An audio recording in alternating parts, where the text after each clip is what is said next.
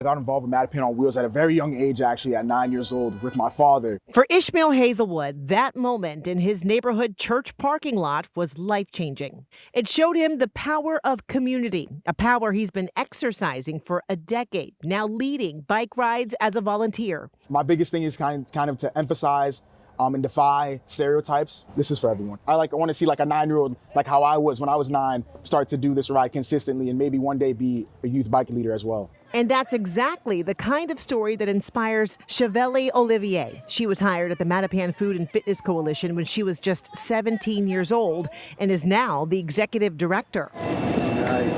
The group puts on the annual Mattapan on Wheels bike event, hosts a farmers market at Mattapan Square, and helps young people run a farm stand in front of the Mattapan Health Center. All of the things that we do is focus on nutrition, food, health, physical activity, and making sure that residents' voices are heard.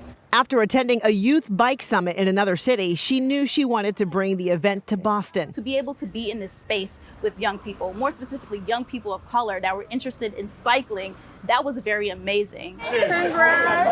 Mattapan Food and Fitness Coalition is partnering with another local advocacy group, Bikes Not Bombs, on the summit. It's always funny when people say it's as easy as riding a bike, because if you ever taught someone how to ride a bike, it's hard. Monty Caldi is a youth organizer at Bikes Not Bombs, a group focused on both sending bikes to countries in need and helping young people here learn to ride. Our entire mission is to use the bicycle as a vehicle for social change. And so when people get together, organize rides with their friends, that's when they start talking about the issues in their communities. Caldi says his message to young people in Boston is simple. What I say to them is that youth will lead the way. Chevelle Olivier has seen that in action. Just to see the joy in their faces when they're leading a bike ride. This event is really about empowering young people, not only to think about their health, but to show them that they have things and they have the knowledge that adults need to listen to, and they can create movements as well.